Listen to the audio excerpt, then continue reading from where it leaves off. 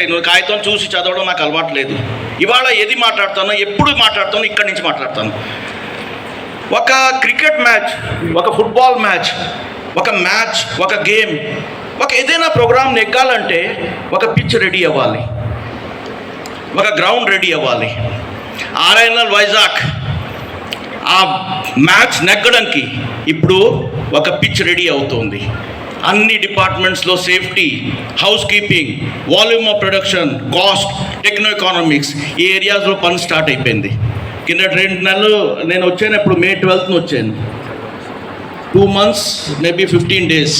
ఇవాళ రోజులో మీరు ఏ డిపార్ట్మెంట్లో వెళ్ళినా మనుషులకి తెలుసు what is the cost of production, ఎంత వాల్యూమ్ ఆఫ్ ప్రొడక్షన్ మనం తయారు చేయాలి, importance of safety, house keeping, ఇవన్నీ ఒక మైండ్ సెట్ చేంజ్ అయ్యింది. ఎందుకంటారు, ఒక సెక్టర్లో 500 ఇళ్ళు ఉన్నాయండి.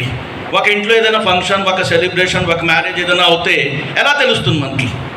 ఫస్ట్ ఆ ఇంట్లో అంతా నీట్ అండ్ క్లీన్ అయిపోతుంది, వైట్ వాషింగ్ అవుతుంది, ఒక శుభం కార్యం ఆ ఇంట్లో అవుతుందని అందరికీ తెలుస్తుంది. ఇవాళ వైజాగ్ స్టీల్ ప్లాంట్ ఆ డైరెక్షన్లో మూవ్ అవడం స్టార్ట్ అయిపోయింది. దానికోసం I'm very thankful to each and everybody. ఆ మైండ్ సెట్ ఫస్ట్ కావాలి.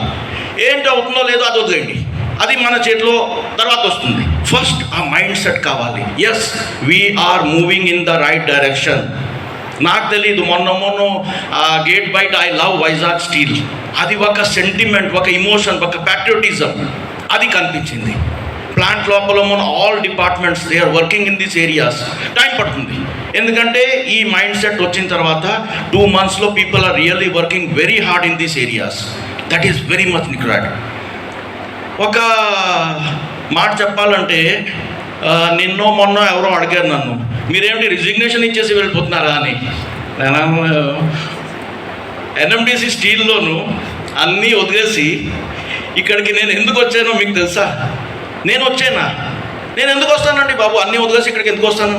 ఆలోచించారా ఎప్పుడైనా? నేను రాలేదండి, భగవంతుడు నన్ను ఇక్కడికి పంపించాడండి. నేను అదే ఆలోచిస్తాను, అయ్యి బాబోయ్ అంత ప్లాంట్ ప్రాఫిట్లో ఉంది, సుఖాలు, ఒక మంచి సుఖం లైఫ్, అన్నీ వదిలేసి ఎందుకు వచ్చాను ఇక్కడికి? ఆ పాయింట్స్ సెట్ అవుతాయి. మన చేతిలో లేదండి, అది నా చేతిలో లేదు, అది అక్కడి నుంచి వచ్చింది. నేను అదే ఆలోచిస్తాను, అయ్యి బాబోయ్ ఏం కష్టాలండి బాబు, రాత్రిలా పడుకోలేకపోతున్నాను, పొద్దున పడుకోలేకపోతున్నాను. ఇప్పుడు ఎవరైనా అడిగితే మీకు ఏం కావాలంటే నాకు 6 గంటలు 8 గంటలు సుఖంగా పడుకోవాలని ఉంటుంది, అది నాకు. కానీ అవన్నీ అంత సుఖాలు వదిలేసి ఎందుకు వచ్చానండి ఇక్కడికి? నాకే అర్థం అవదు. అది నా చేతిలో లేదండి.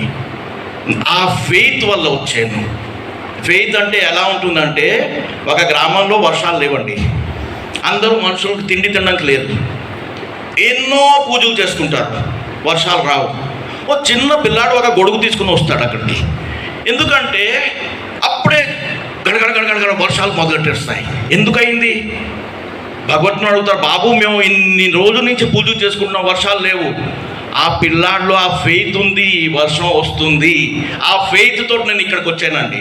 ఈ ప్లాంట్ వస్తుంది, ఎవరు ఆపలేకపోతారు. Nobody can stop this plant from coming. నేను చాలా యంగ్ వాళ్ళు చాలామంది రెసిగ్నేషన్స్ ఇస్తున్నారు. రాంగ్. ఈ ప్లాంట్ వస్తుంది. ఈ ప్లాంట్ ఎంతమంది ఫ్యామిలీస్ను ఈ ప్లాంట్ ఈ పొజిషన్లో తెచ్చింది.